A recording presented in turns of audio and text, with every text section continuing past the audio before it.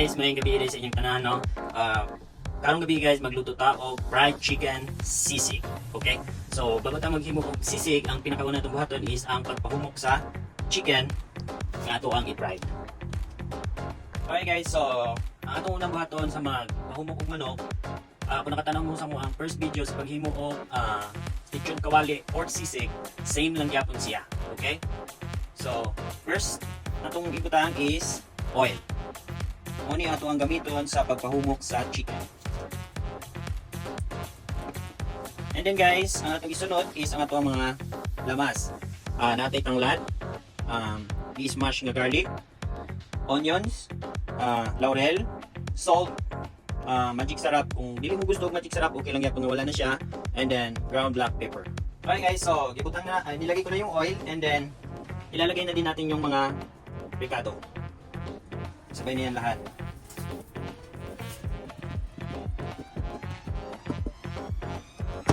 Alright, and then next, ilalagay natin yung chicken.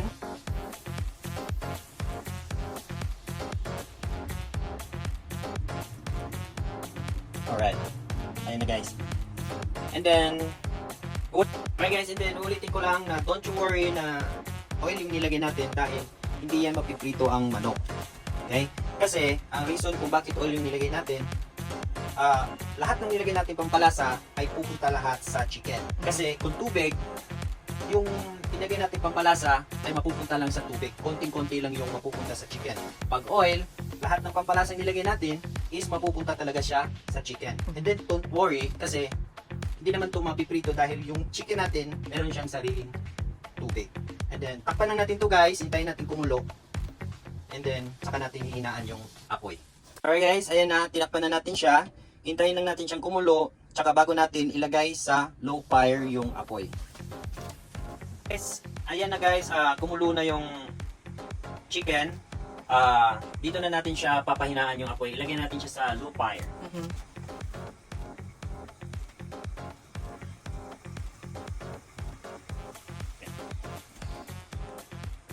Okay, and then nalagay na natin sa low fire. Ang reason kung bakit nilagay natin siya sa low fire, para hindi matuyo yung juice na galing sa chicken. And then saka tayo magta-timer ng 30 minutes first side. Alright guys, see you in 30 minutes para baliktarin natin yung chicken. Alright guys, after 30 minutes, iti-check na natin yung chicken natin kung okay na siya. So, ito na siya guys. So, lagyan natin yung tapos kilid. Alright, so kita nyo guys kung gaano kabilis lumambot yung chicken. Then, baliktarin lang natin siya. So, nakita nyo guys, so kung paano dumami yung oil, diba? So, yung iba niyan is tubig na nanggaling sa chicken. And then, pagkatapos natin baliktarin, maghihintay lang po tayo ulit ng 30 minutes para sa final pagpapalambot ng chicken.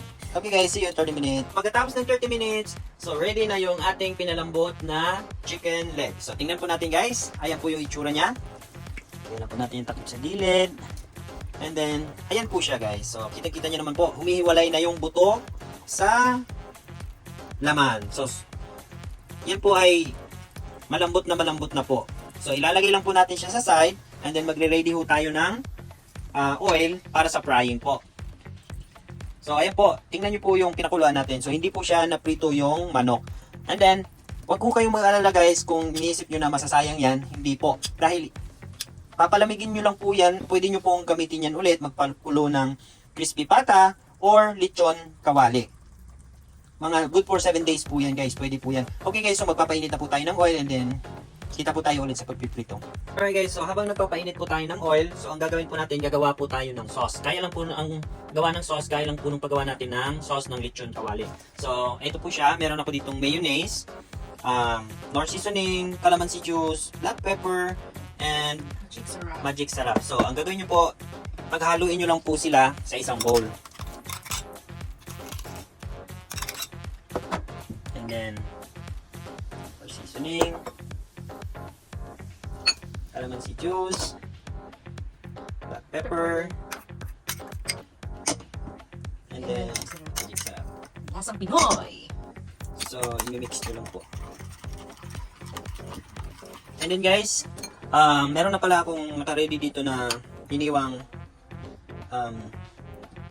yellow onion, red bell pepper and green bell pepper, and Of course, the jalapeno. jalapeno. Ito po yung ingredients sa paggawa na po ng sisig.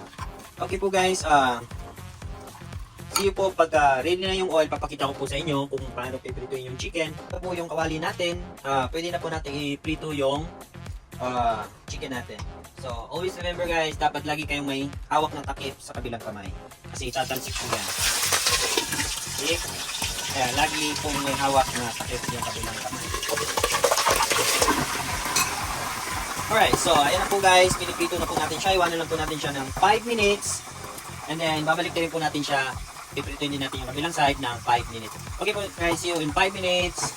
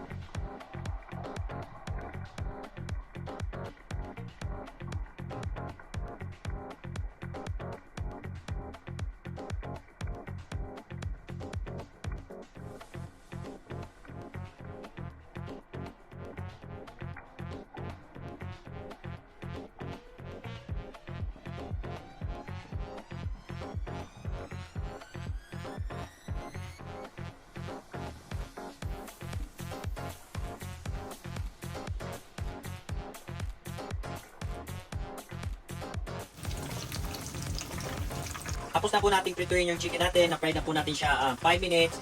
Kabilaan. And then, pwede na po natin siyang tanggalin. Ayan guys. Pwede na po yung kainin guys. Malasang malasa po yan.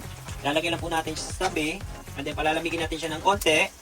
Tapos po, pag medyo malamig na siya, tatanggalin na po natin yung buto. Tsaka, hihiwain na po natin siya ng maliliit para gagawa na po tayo ng sisig. Pero yan po guys, pwede nyo na pong kainin yan. Yan po yung fried chicken. Alright guys, so ayan na po, hihiwain na po natin yung chicken na pang sisig. Tatanggalin lang po natin yung mga buto. Tingnan nyo guys yung fried chicken nya guys. Kung gaano yan kaano. Lambot.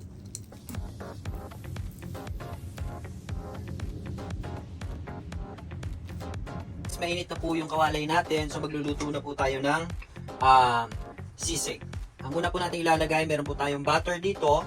Kung wala po kayong butter, pwede pong star margarine. So ilalagay po natin yung butter. Tunawin lang po natin siya.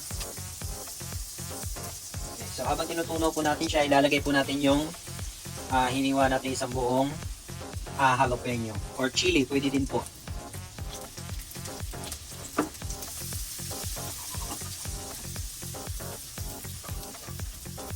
Tingnan natin ng konti. Tapos po, ang sunod po natin ilalagay, pag natunaw na yung butter, ilalagay na po natin yung chop na chicken na pinirito natin kanina.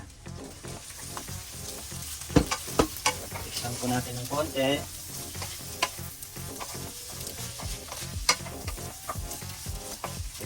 Tapos po, ang susunod natin gagawin, ilalagay na po natin itong chop na red bell pepper, green bell pepper, and onion.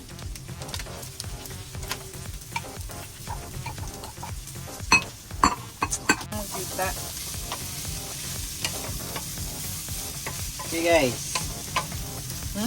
Smell good! So, pagkatapos nating haluin, tatakpan po natin ito ng mga 1 to 2 minutes para maluto po yung onion. Wow! I-check na po natin yung ating sisig. So, ayan na po guys. Luto na po yung onion. So, haluin lang natin siya ng konti. And then, After nyan po, ilalagay na po natin yung ginawa nating sauce. Ito po. So, ilalagay lang po natin siya lahat. Sige na. Okay lang na. So, pagkalagay po, imimix lang po natin siya.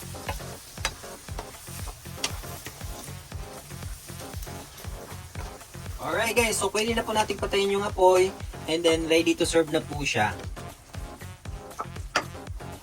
Ayan na guys! Let's eat!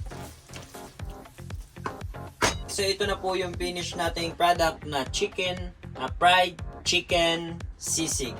So, pwede nyo po itong isa-serve sa, kung meron po kayong sizzling plate, pwede nyo pong ilagay sa sizzling plate, lagyan nyo po ng toppings na egg, chili, lemon, or spring onions. So, pwede na po itong kainin for dinner. Alright guys, kain po tayo! So, ito na po guys yung ating crispy fried chicken sisig. So, shoutout there ko sa ako ang mga classmate na mag-celebrate og alumni karong September 16, 2023 sa General Santos City High School ug sa ako ang mga batch na 2010-2011. Enjoy mo guys og happy mo sa inyong party. Let's go! Let's eat! Alright guys, so please don't forget to subscribe, like, share, and comment sa amuang YouTube channel. And ciao! Wash!